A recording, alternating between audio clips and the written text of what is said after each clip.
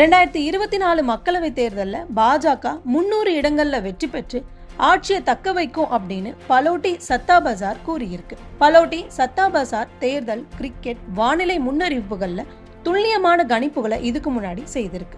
முதல்ல சத்தா பசார் அப்படின்னா என்ன, பலோட்டி சத்தா பசார் முக்கியமா பார்க்கப்படுறது ஏன் அப்படின்னு பார்க்கலாம். சத்தா பசார்னா என்ன?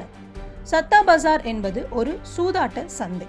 இந்த சத்தா பசார்ல தேர்தல் வெற்றி, விளையாட்டு, வானிலை என பல்வேறு தளங்கள்ல கணிப்புகளை நடத்தும்.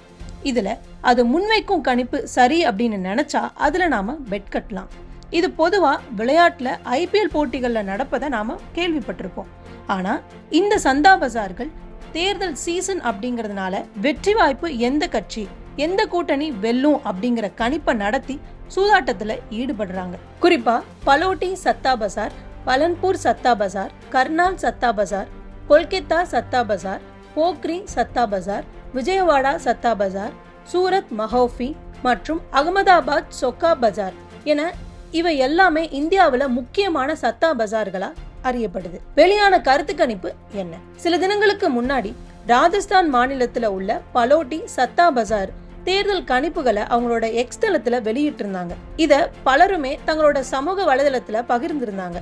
குறிப்பா முன்னாள் ஆளுநரும் தென் சென்னை வேட்பாளருமான தமிழிசை சவுந்தரராஜன் இந்த கணிப்பை தன்னோட எக்ஸ் தளத்துல பதிவிட்டு இருந்தாங்க. இதுல பாஜகவுக்கு 300 இடங்கள் கிடைக்கும் அப்படின்னு கணிக்கப்பட்டிருக்கு. மறுபுறம் காங்கிரஸ் 40-42 இடங்கள்ல மட்டும்தான் பெறும் அப்படின்னு அவங்க சொல்லியிருக்காங்க. இந்த பலோட்டி சத்தா பசாரை தவிர பெரும்பாலான சத்தா பசார்கள் யாருக்கும் பெரும்பான்மை கிடைக்காது அப்படின்னும் இரு கட்சிகளுக்கு இடையில கடுமையான போட்டி இருக்கும் அப்படின்னு கணிச்சிருக்காங்க. ஆனா பலோட்டி சத்தா பசார் அதோட துல்லியமான கணிப்புகளுக்கு புகழ் பெற்றது. அதனால பலரும் இது பற்றி பேசிட்டு இருக்காங்க. மாறும் கணிப்புகள். இந்த பலோட்டி சத்தா பசார் முதல்கட்ட தேர்தல் முடிந்த போது 400 தொகுதிகள்ல பாஜக கூட்டணி வெல்லும் அப்படின்னு சொல்லி இருந்தாங்க. ஆனா 4ஆம் கட்ட தேர்தலுக்கு பிறகு பாஜக தொகுதிகளோட எண்ணிக்கை குறையும் அப்படின்னு கணிச்சிருக்காங்க. அதே போல காங்கிரஸ் 40-42 தொகுதிகள்ல வெல்லும் அப்படின்னு முன்பு கணிச்சிருந்தாங்க.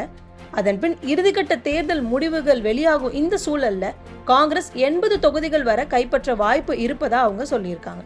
தவிர இந்த மாற்றத்தோட பின்னணியில உத்தரப்பிரதேச மாநில தேர்தல் இருப்பதையும் அவங்க சுட்டி காட்டுறாங்க. காரணம், கடந்த முறை இந்த மாநிலத்துல பாஜக 62 தொகுதிகள்ல வெற்றி பெற்றிருந்தாங்க.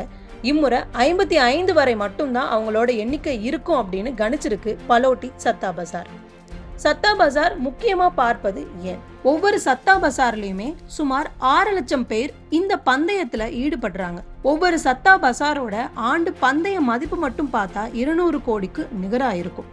பல்வேறு மாநிலங்கள்ல உள்ள வலுவான நெட்வொர்க்ல இந்த சந்தா பசார் விவரங்களை துல்லியமா சேகரிக்கிறாங்க.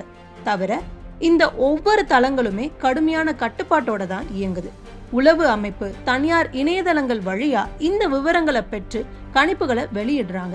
ஆனா இது ஒரு சூதாட்டம் அப்படிங்கிறது இதுல இருக்கக்கூடிய முதல் சிக்கல். அடுத்தது, இந்த கணிப்புகள், விவரங்கள் எல்லாமே எழுத்துப்பூர்வமா ஆவணப்படுத்தப்படுவதில்லை.